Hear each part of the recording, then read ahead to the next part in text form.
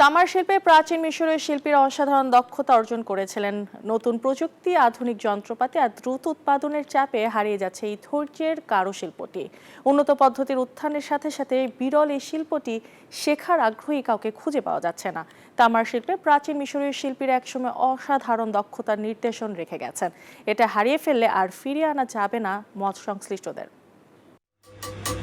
পুরাতন কায়রোর এক সরু গলিতে হাতুড়ি আর ছেনির শব্দ এখন আর আগের মতো শোনা যায় না। এই নিঃশব্দ কারিগর হয়তো শেষ কয়েকজনের একজন, যিনি এখনো হাতের ছোঁয়ায় শিল্প তৈরি করছেন। সময় বলে দিবে তার মতো কেউ আর থাকবেন কিনা।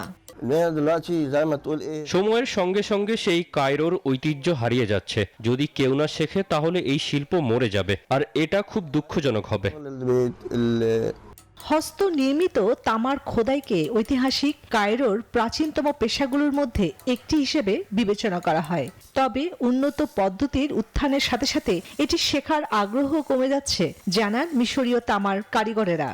ওয়ালটন আবারও মিলিনিয়ার অফারে ওয়ালটন ফ্রিজ কিনে আপনিও হয়ে যেতে পারেন মিলিয়নিয়ার। তামার থালার ওপর সূক্ষ্ম খোদাই করা কাজটি সবচেয়ে বড় চ্যালেঞ্জ। সমস্যা হলো একজন আগ্রহী শিক্ষার্থী খুঁজে পাওয়া যাচ্ছে না, যিনি ধৈর্য নিয়ে এই শিল্প শিখতে চাইবেন। কালের স্রোতে কায়রোর ঐতিহ্য হারিয়ে যাচ্ছে। প্রাচীন মিশরীয় শিল্পরা একসময় অসাধারণ দক্ষতায় তাদের খোদাই করা থালা, বাসন আর শিল্পকর্ম আজও ইতিহাসে সাক্ষী হয়ে রয়েছে। সময় বলে দিবে এই শিল্পে আর কেউ থাকবেন কিনা। চন্দ্রানী চন্দ্রা, নিউজ 24।